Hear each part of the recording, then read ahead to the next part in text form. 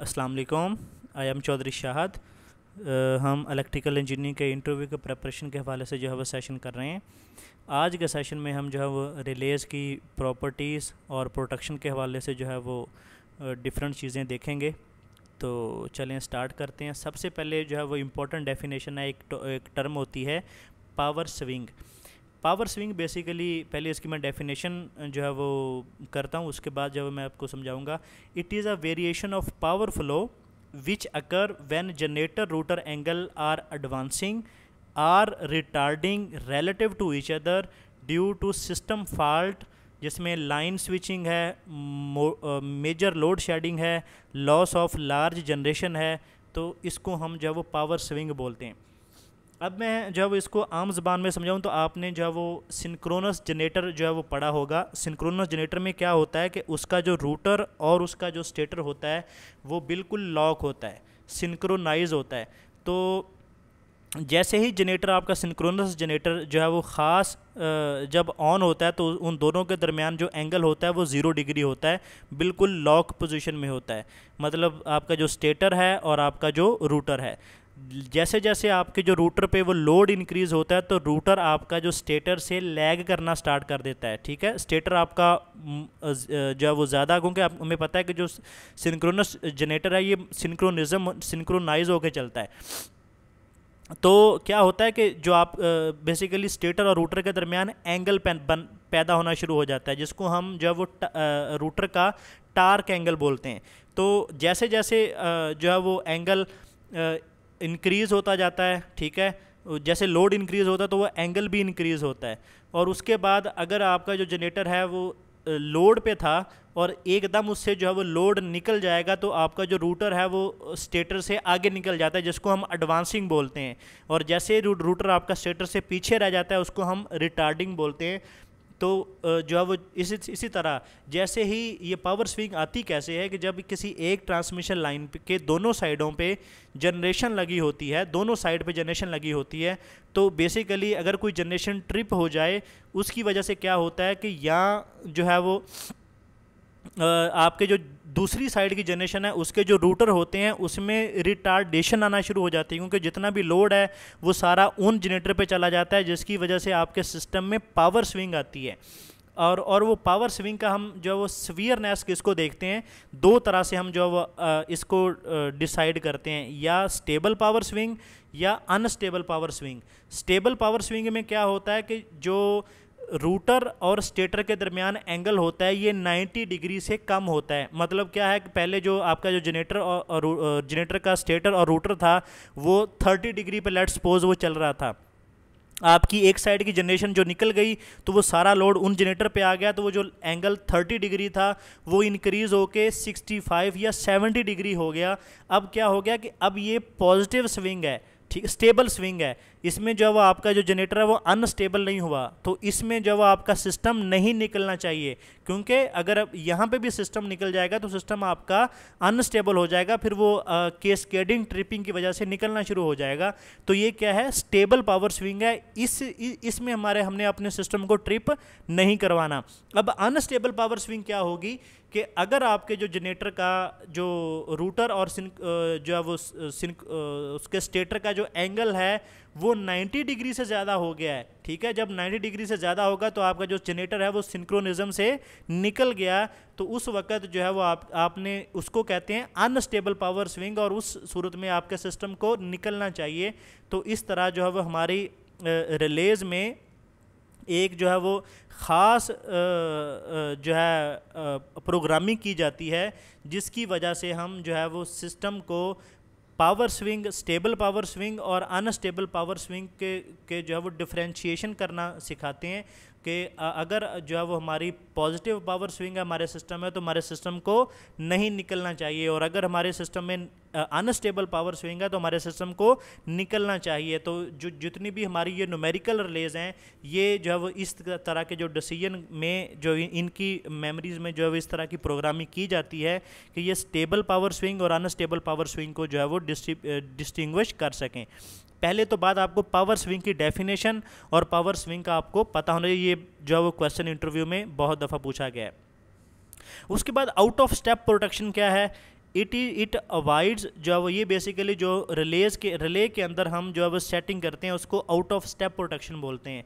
It avoid tripping of any power system element during stable power swing. Stable power swing में क्या होगा कि जो एंगल होगा रूटर और स्टेटर का वो लेस देन 90 होगा।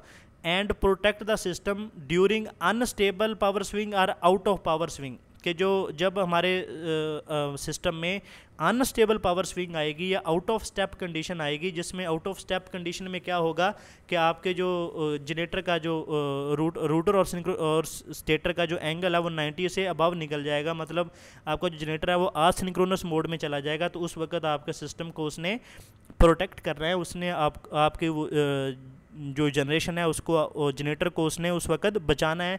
तो इसको हम जो है वो आउट ऑफ स्टेप प्रोटेक्शन बोलते हैं। उसके बाद important definition zone of protection है, ये भी डिस्टेंस रिले में। मैं डिस्टेंस रिले के जो इतने सारी डेफिनेशन क्यों लेके आया हूँ, क्योंकि जो एनटीडीसी ट्रांसमिशन लाइन की प्रोटेक्शन के लिए जो इस्तेमाल कर रही है रिले, वो डिस्टेंस प्रोटेक्शन इस्तेमाल कर रही है। तो इसको हम डिस्टेंस प्रोटेक्शन को आगे एक्सप्लेन भी करेंगे, तो मैं वहाँ पे आपको बेसिकली ये चीज़ें बताऊँगा। इसलिए मैं जो इसके जो ज़्यादा टर्म्स हैं, इसकी डेफिनेशन है वो ज़्यादा हम डिस्कस कर रहे हैं क्योंकि एनटीडीसी में ये यूज़ हो रही है।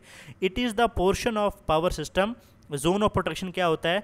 It is a portion of power system which is protected by particular protection device, इसको हम उसका जोन ऑफ प्रोटेक्शन बोलते हैं।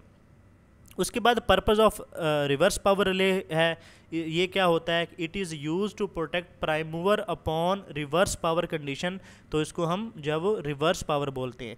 ये क्रॉस ट्रिप स्कीम है जो हमने जो वो ROCOF rate of change of frequency relay use की थी, उसमें इसमें यूज़ करते हैं। इसको क्या बोलते हैं? क्रॉस ट्रिप स्कीम बोलते हैं।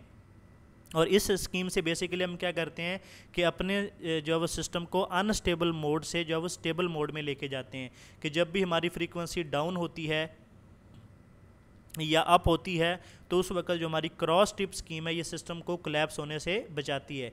अदरवाइज़ अगर हम जो वो क्रॉस ट्रिप स्कीम नहीं लगाएंगे तो जैसे ही हमारी सिस्टम की फ्रीक्वेंसी कोई जनरेशन एक निकलेगी, जैसे जो है वो 2000 ये तो एक तो 23 में हुआ था ना ब्लैकआउट, जो 21 वाला हुआ था वो इसी वजह से हुआ था कि हमारी जो सिस्टम की फ्रीक्वेंसी एक जनरेशन हमारी निकली, ठीक है, जो दूसरी जनरेशन थी वो ओवरलोड हुई, ओवरलोड से जब वो जनरेशन भी निकल दी गई, जिसकी वजह से जो हमारा सिस्टम है वो पूरा कोलैप्स हो गया।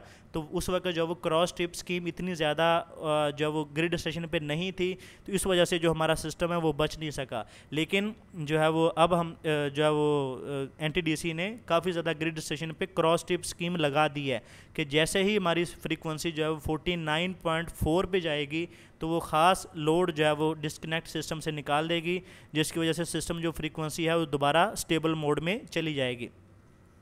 क्रॉस ट्रिप स्कीम क्या होती है? It is used for transformer protection to protect from overload and prevent complete shutdown of power system. Basically उनको जो जब हमारे लोड ज़्यादा होता है तो जो सबसे पहले ओवरलोड होते हैं वो हमारे ट्रांसफार्मर होते हैं, और ट्रांसफार्मर पे जो है वो overload protection, over current protection लगी होती है जो ट्रांसफार्मर को ट्रिप करवा देती है। अगर हमारे ट्रांसफार्मर ट्रिप होना शुरू हो जाएंगे तो हमारा जो लोड है सिस्टम है वो भी ओवरलोड होगा, और उसकी वजह से जितने भी ट्रांसफार्मर है वो निकल जाएंगे और आपका जो सिस्टम है वो ब्लैकआउट की तरफ चला जाएगा।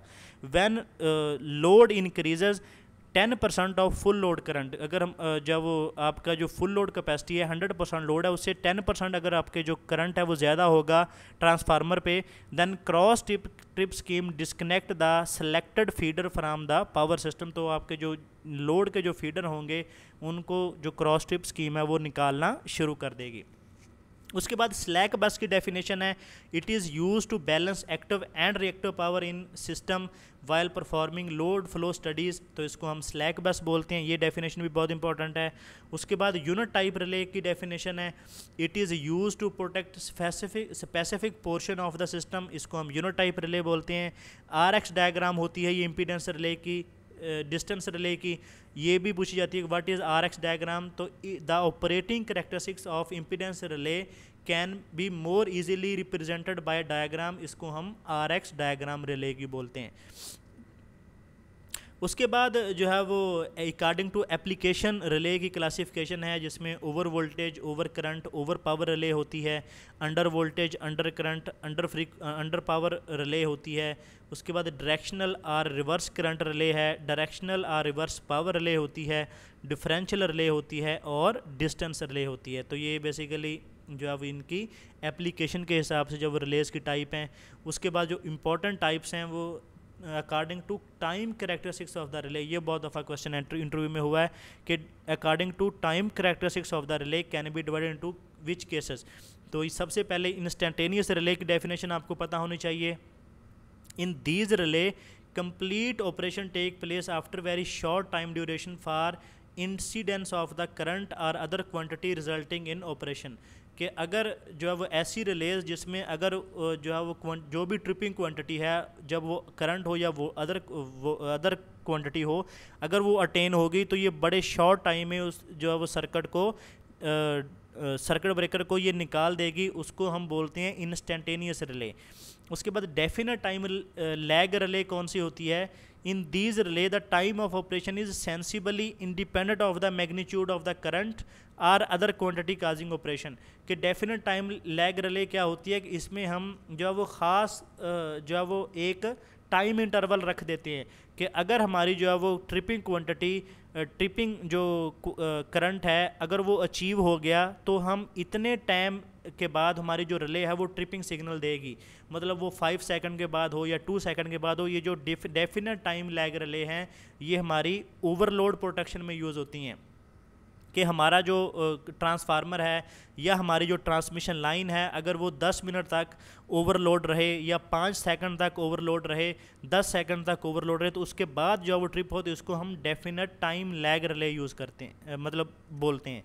उसके बाद इन्वर्स टाइम रिले है, inverse time lag relay. In these relay the time of operation is approximately inversely proportional to magnitude of the current और अदर क्वांटिटी काजिंग ऑपरेशन। कि इसमें जो वो रिले का जो टाइम है वो इन्वर्सली प्रोपोर्शनल है करंट के, मतलब जितना कम टाइम हो, जितना कम करंट होगा उतना ज़्यादा टाइम होगा, जितना ज़्यादा करंट होगा उतना कम टाइम होगा। मतलब जो टाइम होगा, ऑपरेटिंग टाइम होगा रिले का, वो इन्वर्सली प्रोपोर्शनल होगा करंट के। उसके बाद ये डेफिनेशन बहुत दफ़ा इंटरव्यू में पूछी गई है, inverse definite minimum time relay, मतलब IDMT रिले के बारे में वो पूछते हैं। तो इसकी फुल फॉर्म भी पूछते हैं और इसकी डेफिनेशन भी। तो ये IDMT की फुल फॉर्म क्या है? Inverse definite minimum time relay. इसकी डेफिनेशन क्या है? In these relay the time of operation is approximately inversely proportional to the smaller value of the current and other quantity causing operation and tend to be definite minimum time the values increases without limit। कि अगर तो value small है current, fault current की, तो ये उसका जो time होगा वो इन्वर्सली प्रोपोर्शनल होगा। लेकिन जैसे जैसे उसकी जो वैल्यू है वो इंक्रीज़ होती जाएगी तो वो क्या बनती जाएगी? डेफिनेट मिनिमम टाइम बनती जाएगी। मतलब उसका जो ऑपरेटिंग टाइम है वो जो है वो उतना ही मिनिमम होता जाएगा। तो इसको हम inverse definite minimum time relay बोलते हैं। तो ये डेफिनेशन 4 बहुत इंपॉर्टेंट थी, ये क्वेश्चन जो अब इंटरव्यू में पूछी जाती हैं। उसके बाद जो है वो डिस्टेंस रिले, क्योंकि जो है वो नेक्स्ट हम चैप्टर में हम ट्रांसमिशन लाइन की जो प्रोटेक्शन पढ़ेंगे, तो डिस्टेंस रिले हम यहाँ पे डिस्कस कर रहे हैं, वहाँ पे डिस्कस नहीं करेंगे। क्योंकि डिस्टेंस रिले के बारे में जब इंटरव्यू में बहुत दफ़ा NTDC के पूछा जाता है, उसकी रीज़न क्या है कि जो ट्रांसमिशन लाइन की जो प्रोटेक्शन है ये वो इम्पीडेंस रिले से करते हैं। तो इसको जब इसकी डिटेल देखते हैं, the operating of the relay is far dependent on magnitude of the current or power in protector circuit. However, there is another group of relay in which operation is governed by the ratio of applied voltage or current in the protected circuit is called impedance relay। के impedance relay में जो operation होता है वो ratio of applied voltage and current in the protected circuit पे होता है, इसलिए इसको जो है वो इम्पीडेंस रिले भी बोलते हैं। Such relays are called distance or impedance relay. मतलब ऐसी रिले, मतलब आपसे क्वेश्चन ये होगा कि जो है वो व्हाट इज़ डिस्टेंस रिले या इम्पीडेंस रिले? ऐसी रिले जिसका जो operation governed bye ratio of applied voltage and current in the protected circuit, उसको हम डिस्टेंस रिले या इम्पीडेंस रिले बोलते हैं। उसके बाद इसकी डिटेल है कि इन इम्पीडेंस रिले टार्क जो प्रोड्यूस होता है वो करंट एलिमेंट से होता है और उसमें opposed by torque produced by the voltage element. मतलब क्या है, जो ऑपरेटिंग टार्क है, मतलब रिले को ऑपरेट करवाने वाला टार्क है, वो करंट एलिमेंट से हम प्रोड्यूस करवाते हैं, और जो रिले का रीस्टोरिंग टार्क है, मतलब रिले को ऑपरेट होने से रोकने का वाला टार्क है, वो हम जो है वो वोल्टेज एलिमेंट से जो है वो प्रोटेक्ट करते हैं, उसमें वोल्टेज पीटी का कनेक्शन देते हैं। उसकी रीज़न क्या है कि जब भी फॉल्ट हमारे सिस्टम में आता है तो हमारे सिस्टम में करंट इंक्रीज़ हो जाता है, वोल्टेज हमारे डिक्रीज़ हो जाते हैं, तो जिसकी वजह से जो हमारा ऑपरेटिंग टार्क है वो हम सीटी से देते हैं, तो सीटी की वैल्यू ज़्यादा हो जाती है, जिसकी वजह से हमारी जो रिले है वो ऑपरेट हो जाती है। The relay will operate when the ratio of V over I is less than the predetermined value। अब ये भी एक इंटरव्यू में क्वेश्चन होता है कि कौन सी रिले है जिसका ऑपरेशन उसकी सेट वैल्यू से कम वैल्यू पे होता है, क्योंकि जब हमारे डिस्टेंस ट्रांसमिशन लाइन होती है उसमें जब फॉल्ट आता है तो उसकी जो इम्पीडेंस है वो लो हो जाती है। उसकी रीज़न क्या है कि impedance is a ratio of voltage to the current, तो वोल्टेज हमारे जो है वो कम हो जाते हैं, करंट हमारा इंक्रीज़ हो जाता है, जिसकी वजह से जो रेशो होती है V ओवर I की वो कम हो जाती है। तो जो इम्पीडेंस रिले है ये हमारी जो V over I ratio less than जब होती है प्रीडिटरमिन्ड वैल्यू से, तो उस वक्त ये ऑपरेट करती है। और जितनी भी दूसरी रिले होती हैं जो कि हमारी करंट रिले हैं, उसमें जो वैल्यू सेट की जाती है, जब जो करंट की वैल्यू हो जब वो ख़ास वैल्यू से ज़्यादा होती है तो वो उस वक्त ऑपरेट हो करती हैं। ये जस्ट एक वाहिद रिले है डिस्टेंस या इम्पीडेंस रिले जो कि अपनी प्री सेट वैल्यू से कम वैल्यू पे ऑपरेट करती है। उसके बाद the voltage element of the relay is excited through the potential transformer PT from the line to be protected. The current element of the relay is excited from the current transformers in series with the line. The portion of the line is protected, उसको हम zone बोलते हैं। Zone की हम definition already देख चुके हैं। Under normal operating condition the impedance of the protected zone is ZL. The relay is so design that it close it's contact when ever impedance of the protected section fall below the pre determined value. मतलब relay operate कब होगी, जब इसकी जो impedance है वो pre determined value से जो वो कम हो जाएगी तो ये रिले ऑपरेट हो जाएगी। उसके बाद टाइप ऑफ डिस्टेंस रिले, ये भी बहुत दफ़ा क्वेश्चन होता है कि डिस्टेंस या इम्पीडेंस रिले की टाइप कौन कौन सी हैं। डेफिनेट डिस्टेंस रिले है और टाइम डिस्टेंस रिले है। डेफिनेट डिस्टेंस रिले कौन सी है? Which operate instantaneously for fault up to predetermined distance from the relay, के जो है वो इंस्टेंटेनियसली मतलब वो ऑपरेट करती है कि चाहे वो जो फॉल्ट है वो आपका कितने भी डिस्टेंस पे हो उसने जो है वो उसी वक्त ऑपरेट कर जाना है। उसके बाद दूसरी होती है time distance relay, in which the time of operation is proportional to the distance of the fault from the relay point. जो है वो इसमें जो है वो आपका जो फॉल्ट ऑपरेटिंग टाइम है वो distance of the fault from the relay point पे जो है वो डिपेंड करता है। तो ये दोनों जो है वो टाइप्स भी आपको पता होनी चाहिए, और जो है वो डिस्टेंस या इम्पीडेंस रिले का जो जितना भी डिटेल ऑपरेशन है इसमें ऑपरेटिंग टार्क हम किस चीज़ से देते हैं, रेस्ट्रेनिंग टार्क किससे देते हैं, इसका ऑपरेशन किस वैल्यू पे होता है, लेस देन पे होता है, ओवर पे होता है, ये V ओवर I रेशो पे कैसे काम करती है। तो ये सारी चीज़ें आपने डिस्टेंस प्रोटेक्शन की याद रखनी है। उसके बाद जो है वो डिफरेंशियल रिले है, इसकी डेफिनेशन आपको पता होनी चाहिए। A differential relay is a one that appears operate when the phasor difference of the two or more similar electrical quantity exceed the predetermined value। तो हम इसको जो है वो डिफरेंशियल रिले बोलते हैं। अब यहाँ पे क्या है, एक्सीड जब करेगा एक प्रीडिटर्मिन वैल्यू से तो उस वक्त जब वो डिफरेंशियल रिले ऑपरेट होती है। इसकी भी दो टाइप है डिफरेंशियल प्रोटेक्शन की, करंट बैलेंस प्रोटेक्शन है और वोल्टेज बैलेंस प्रोटेक्शन है। करंट बैलेंस प्रोटेक्शन में हम जो है वो करंट को बैलेंस करते हैं, और वोल्टेज बैलेंस प्रोटेक्शन में जो है वो हम वोल्टेज को बैलेंस करते हैं कि जब भी करंट का जो फेजर सम है वो ख़ास वैल्यू से ज़्यादा हो जाएगा तो रिले ऑपरेट करेगी, और वोल्टेज बैलेंस में जब वोल्टेज एक ख़ास वैल्यू से ज़्यादा हो जाएगा तो उस वक्त वोल्टेज बैलेंस प्रोटेक्शन जो है वो काम करेगी। तो हम आम तौर पे जो सिस्टम में यूज़ करते हैं वो करंट बैलेंस प्रोटेक्शन यूज़ करते हैं कि इनकमिंग करंट को फीडर्स का लेते हैं और आउटगोइंग करंट लेते हैं, और उनका जो है वो फेजर सम पे जो है हमारी रिले ऑपरेट करती है। उसके बाद है टाइप्स ऑफ प्रोटेक्शन। ये बहुत दफ़ा क्वेश्चन होता है क्योंकि अक्सर स्टूडेंट को जो वो टाइप्स ऑफ प्रोटेक्शन नहीं पता होती हैं, वो कभी कुछ बताना शुरू कर देते हैं तो कभी कुछ। तो इनकी दो टाइप होती हैं, एक प्राइमरी प्रोटेक्शन होती है और एक बैकअप प्रोटेक्शन होती है। ये दो टाइप हैं प्रोटेक्शन की। प्राइमरी प्रोटेक्शन क्या होती है? It is a protection scheme which is designed to protect the part of the power system is called primary protection। उसके बाद जो है वो बैकअप प्रोटेक्शन क्या होती है? It is a second line of defence in case of failure of primary protection. It is designed to operate with sufficient time delay so that primary relaying will be given enough time to function if it is able to।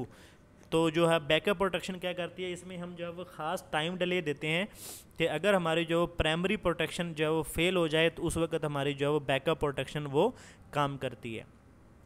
तो ये था हमारा रिलेज़ के हवाले से जो chapter है, और प्रोटेक्शन के सर्किट ब्रेकर की टेस्टिंग भी हमने देखी, रिलेज़ के बारे में देखा, और मोस्ट इम्पॉर्टेंटली जो है वो डिस्टेंस रिले के बारे में हमने देखा। तो अगर आपको जो वीडियो अच्छी लगी हो तो वीडियो को लाइक कर दें, शेयर करें और चैनल को सब्सक्राइब कर लें ताकि आने वाली वीडियोस का आपको नोटिफिकेशन मिलता रहे। ओके जी, अल्लाह हाफिज़।